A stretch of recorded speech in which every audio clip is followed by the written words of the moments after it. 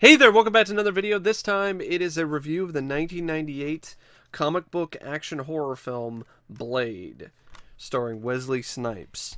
Now, Blade is a interesting film in a lot of different ways, not only with its approach and how it handles the source material, but also in the fact that this is the film that you can point to that started the renaissance for Marvel when it comes to the big screen, when it comes to their portrayals on film of their beloved characters.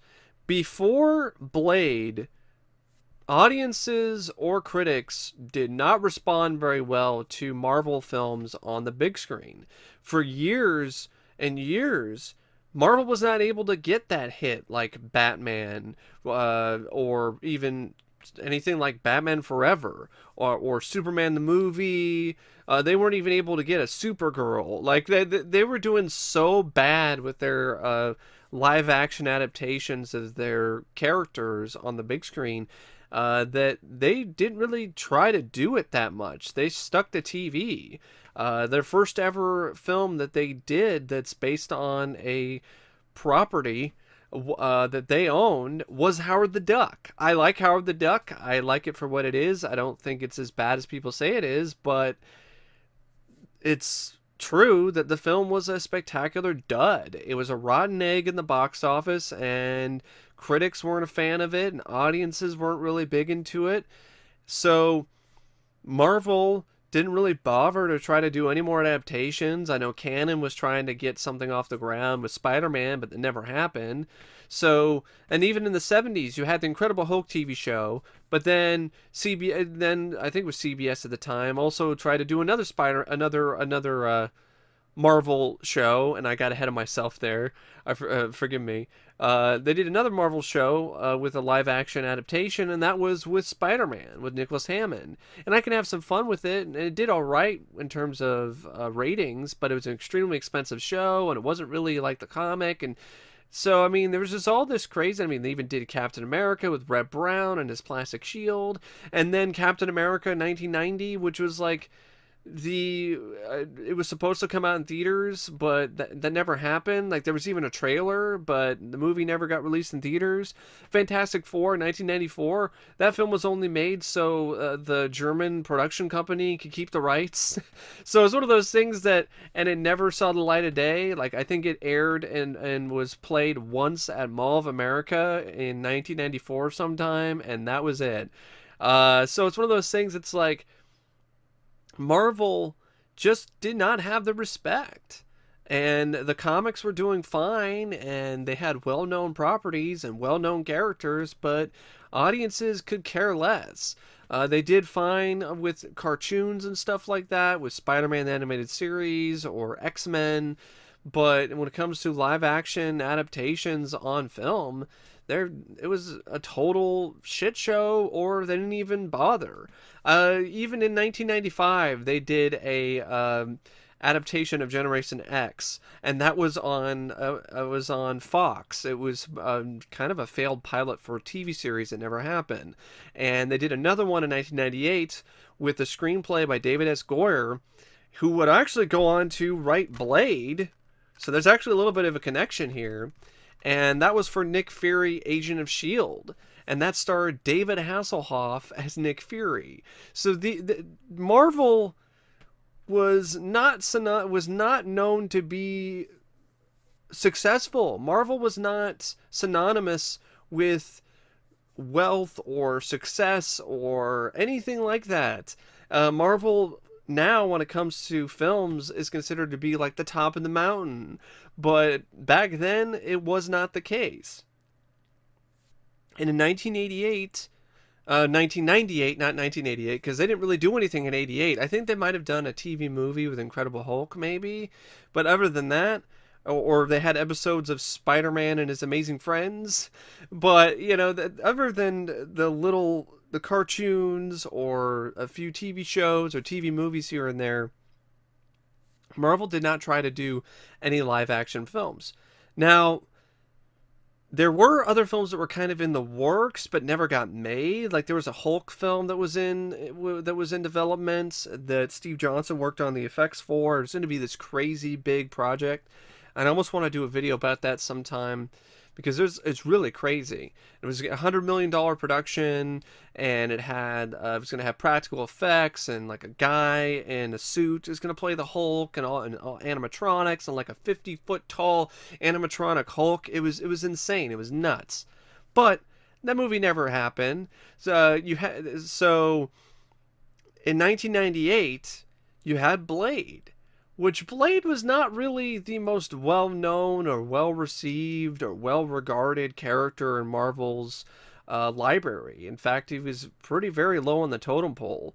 This is an interesting start for Marvel. Like they finally had a hit with a character that a lot of people didn't know that much about. It wasn't a Spider-Man film.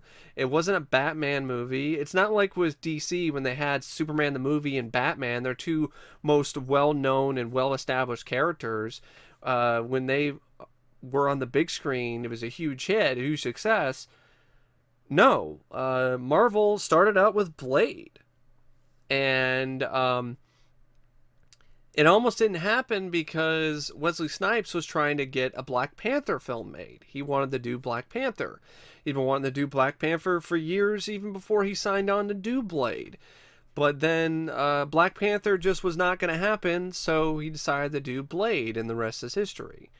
Now, Blade is a film that, in some ways, still holds up, and other ways, it doesn't. It's one of those kind of strange films to watch nowadays because it's definitely a time capsule of the period of the late 90s where you had the typical sort of late 90s attempts at being edgy or cool or hip, and there are definitely some moments in it that are just straight up badass, but then there's other moments that make you scratch your head and go like, what was that? I mean, really, Blade is a film I like.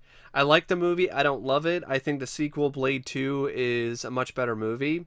But Blade does have a lot going for it, especially when it comes to the action sequences, the martial arts by Wesley Snipes, especially in the climax. That shit is absolutely bananas, man. That shit is crazy. It's such a sight for sore eyes, especially nowadays when you don't see a lot of martial arts choreography like that, or if you do, it's in a direct-to-video movie. So it was really nice to see that in a big sort of, not, I don't know if it's super big budget here, but like in terms of like a big scale film, a film with an epic scope to it, and there definitely is an epic scope to this film, even though it cost only $45 million to make. Now, Blade is directed by Stephen Norrington, who before this had done films like Death Machine, which I love. I actually like Death Machine more than Blade. And his direction in this is fine. I think it's pretty solid.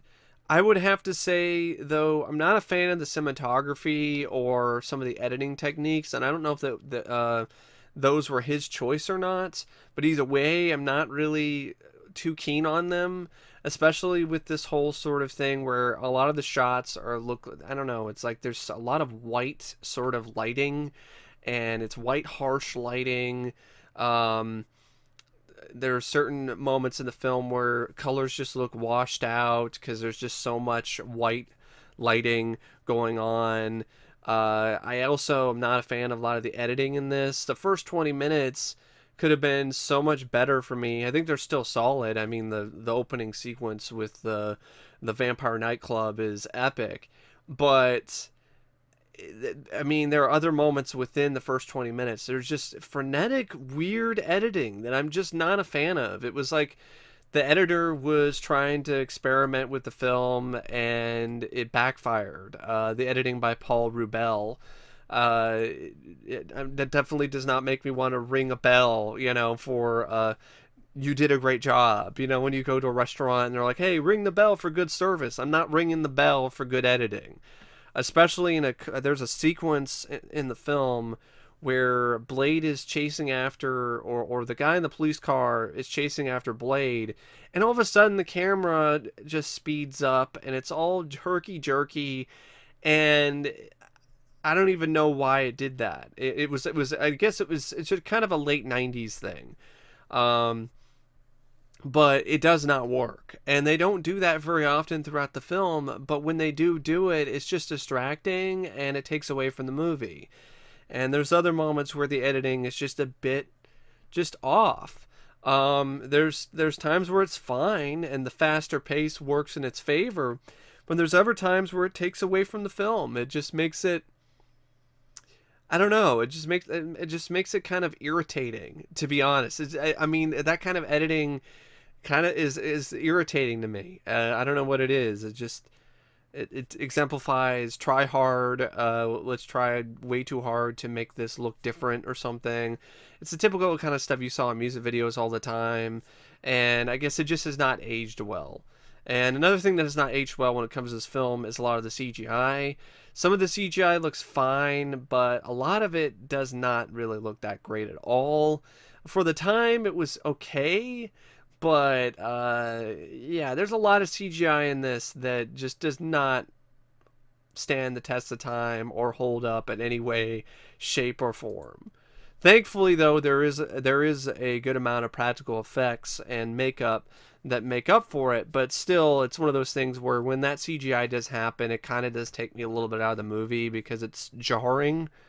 Uh, but yeah, Norrington's direction, like I said, is solid. It's fine. I wouldn't say it's spectacular, though. It's one of those things where I feel Norrington did more with less with Death Machine than what he did here. The script by David S. Goyer, it has some moments. It has some nice bits of creativity and a lot of the different weapons that Blade uses and a lot of the other sort of concepts that are explored are pretty cool, and has some fun lines of dialogue. Some motherfuckers always trying to ice skate uphill. So there's a lot of nice lines, but some of that, I think that might have been improv by Wesley Snipes. I mean, the moment in the hospital where he's being shot up by the security guards, and he goes, "Motherfucker, are you out of your damn mind?" Like, I don't think that was in the script. That just sounds like something that Wesley just improvised on the spot. I could be wrong, but this is one of those rare scripts where Goyer actually did a decent job. See, Goyer is one of those guys that he has a very spotty track record. He's got some solid but not spectacular scripts like here in Blade, and he's got some great scripts in some of the other films that he's done later in his career, but then he's got stuff like Kickboxer 2, or I think he did one of the Demonic Toys movies. This is a guy that, and then later on, writing and directing shit like The Unborn. He's a hit and miss writer for sure, and I would agree that this is more of a hit than a miss. It stars Wesley Snipes as Blade in a role he was born to play. He embodies this character perfectly. This is, I would say, my favorite role by Wesley Snipes. It just suits him so well. This is just a total badass character. I love this character. I love Wesley Snipes as this character, and I don't think anybody else would have been able to pull it off. Like, I heard rumors that LL Cool J might have been. LL Cool J, get the fuck out of here with that shit. What is he gonna be licking his lips the whole time? I'm Blade, motherfucker. Gonna break out the chapstick. I mean, come on, the fuck. Really, Wesley, you could not have come up with a better casting choice. And even I think the writer and a lot of the producers, they were like, the first guy that they wanted for this role was Wesley, and he can do all the physical stuff well. I actually think he's a pretty good actor. I think his performance in this, I feel, is a bit underrated, because I really do feel he does a great job playing this troubled character, this character who has a very morbid and dark and disturbing past, and someone who deals with the reality of the fact that they're half human, half vampire. They are this hybrid, this in-between freak between two different species, and he does a good job showing that sullen, somber nature of that character. And of course, she does all the physical stuff with all the martial arts and the stunt work, and delivers the one-liners like a stone cold badass. After watching this again, I gotta be honest, Black Panther ain't got shit on Blade. He really doesn't. Black Panther is fine, but when you compare him to Blade, it's no contest. Blade wipes the floor with his ass. He really does. He wipes the floor with Black Panther's ass and Killmonger's ass. Both their asses. In this film alone, the opening sequence with the shotgun shooting up the vampires in the nightclub when they're all covered in blood, the climax where he's just fucking up people right and left with punches and kicks and the sword and everything. It's one of those things. It's like, it's no contest. I'm sorry.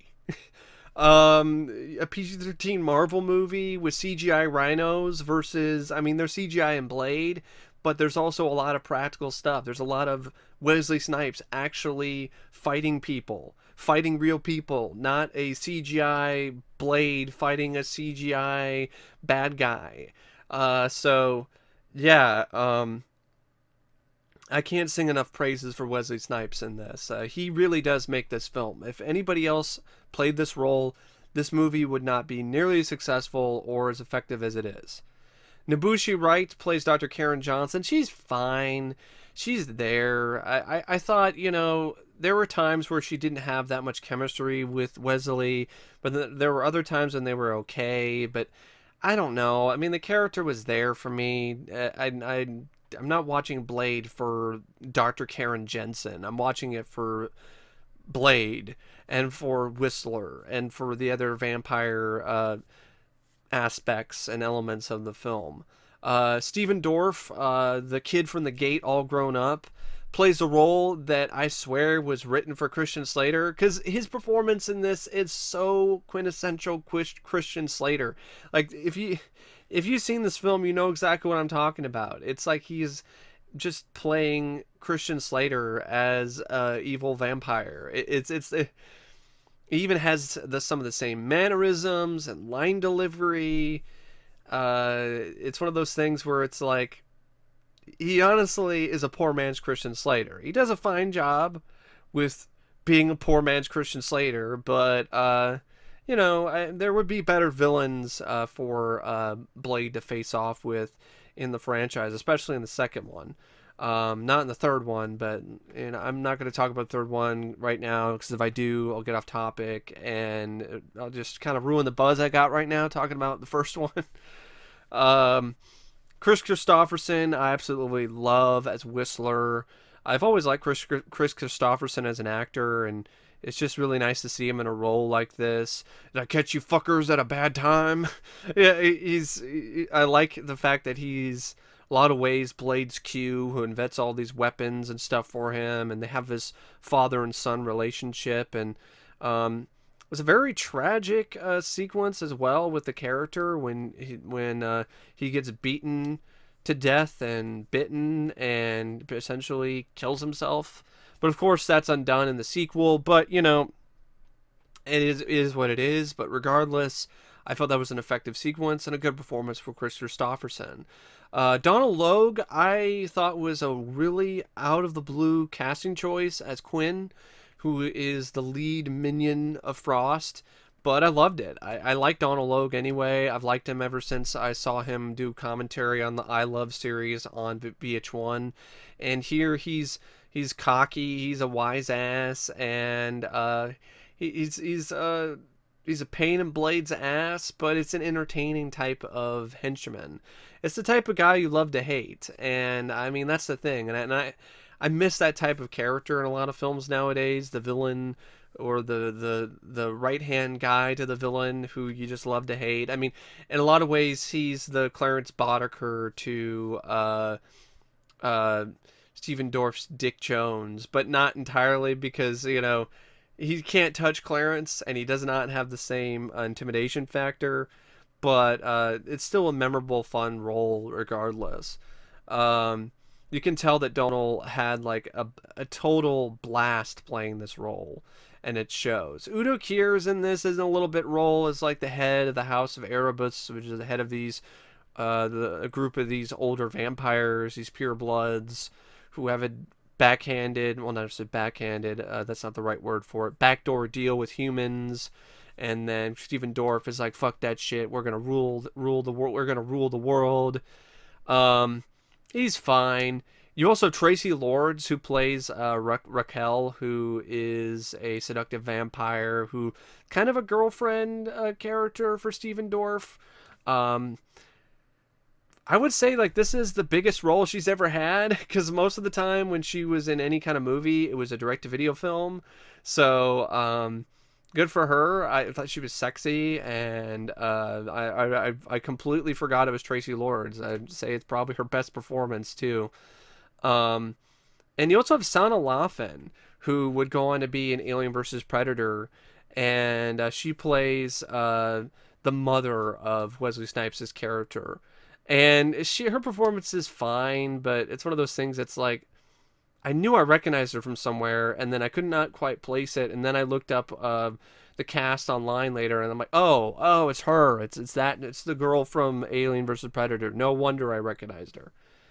So yeah. Now, what's funny about the script for this by David S. Goyer is that originally the concept was something that New Line wanted to do as a spoof of Blade and the character, until David S. Goyer actually said, no, let's actually do something seriously here. Let's not be completely ridiculous and over the top. There are some over the top silly moments in this, and that's kind of one of my issues I have with this script by David S. Goyer, because there's some tonal problems.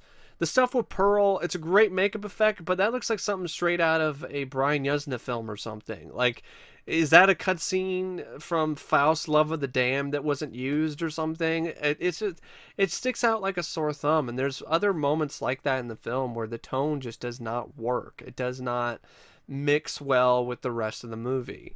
And yeah, some of the attempts at humor didn't quite click. Other ones were fine. I mean, he did a decent job with one-liners. It's open season on all suckheads. And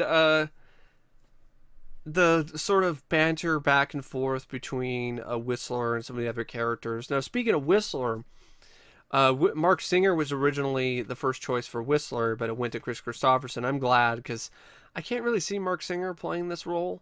And apparently Jet Li was offered the role of Deacon Frost, but he declined to do Lethal Weapon 4. I don't mind Lethal Weapon 4, but I wish he took the role of Deacon Frost for Blade.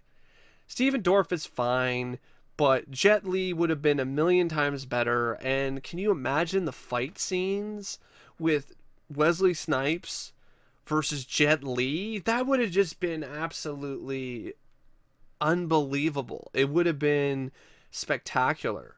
And it would have made the climax a little bit better, because you have the sword fight and it's all right, but Steven Dorff can't do the kind of things that Jet Li can. He can't do the same stuff that Wesley can. So if you had Jet Li, that would have just had, you would have had a very, you would have had guys that were on par with one another. Or, well, not really. I mean, Jet Li's probably easily a better martial artist than Wesley Snipes. Wesley's no slouch, but Jet Li would have been better than him. But at least they would have been somewhat comparable.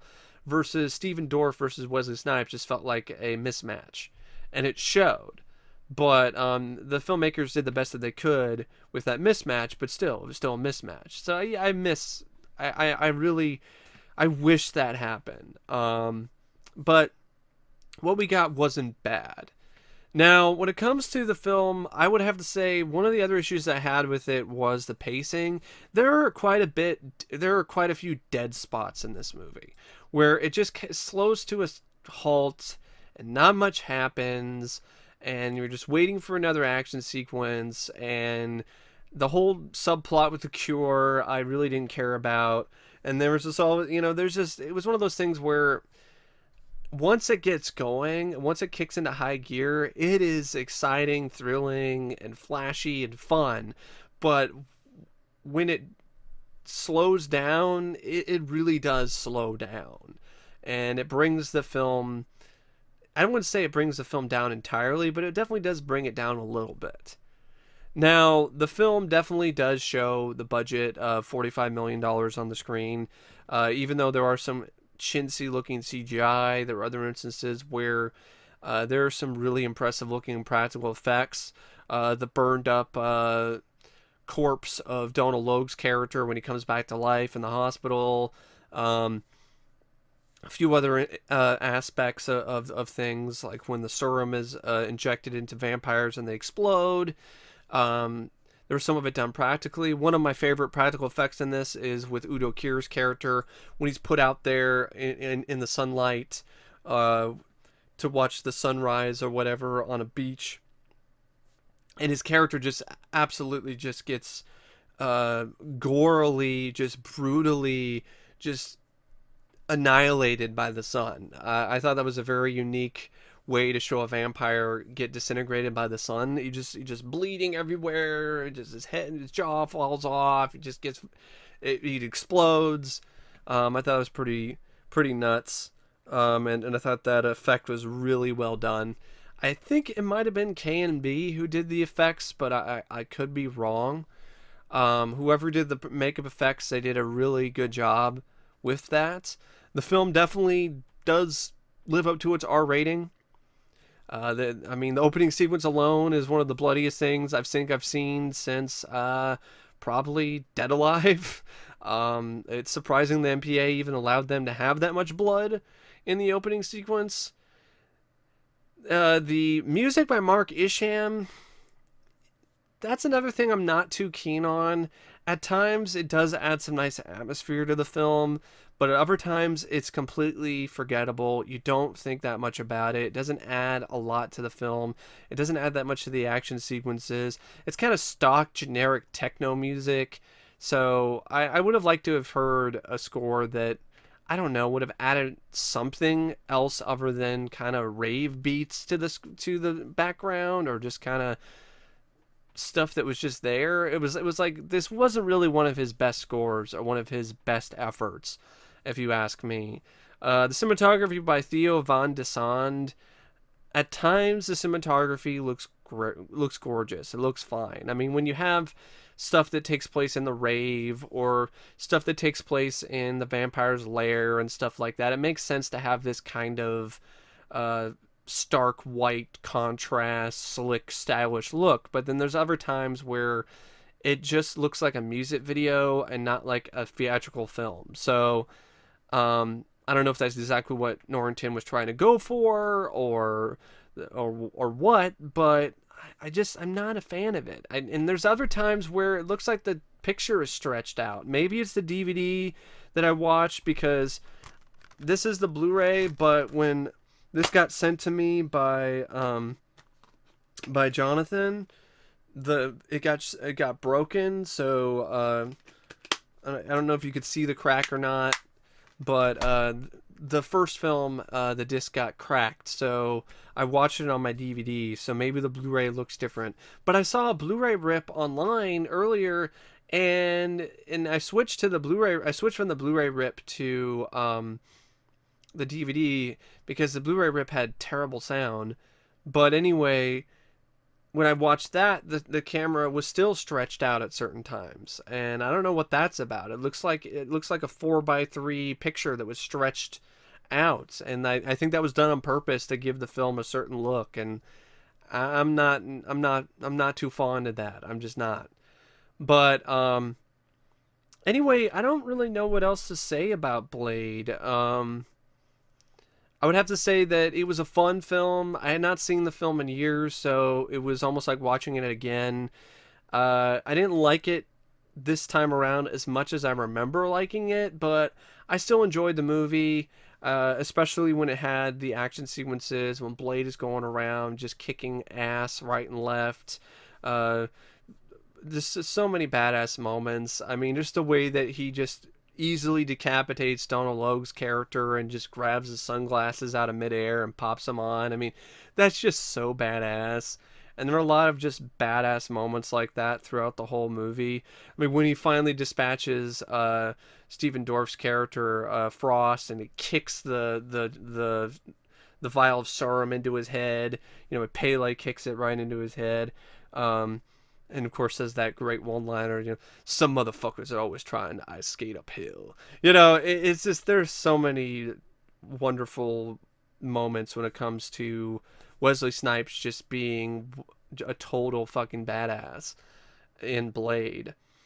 But yeah, I mean, some of the other aspects I just wasn't, you know, the girl and the Cure subplot, and the villain, he's there, but Jet Li, man, I'm sorry. When I just found out that Jet Li could have been Deacon Frost, I'll take Jet Li any day over a poor man's Christian Slater.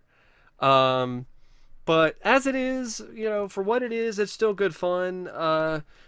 But yeah, there are some things that do hold it back. Some tonal issues, some pretty bad CGI, some wonky editing, like that train sequence. That was a train wreck.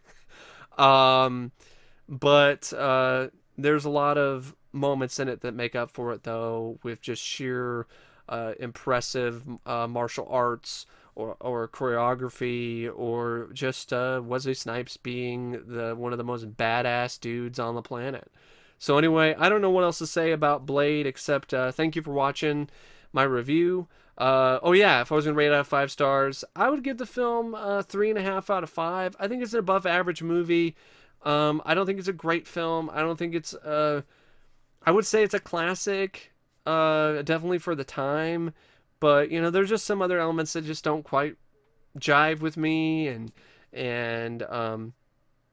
that's why I think it's just an above average film. I mean, honestly, the climax made up for a lot of the issues I had with it, but I still have issues with it in terms of pacing, and in terms of some of the story plot points, and the tone and things like that, and some of the effects. So that's what brings it down to just an above average film for me. But that's just me. If you disagree, that's fine. But anyway, I still like the film, and I definitely want to pick it up on Blu-ray, because I do think it's worth owning on Blu-ray, because it does have some really just jaw-dropping, amazing action sequences in it. But anyway, thank you for watching, and as always, I will see you later. See ya.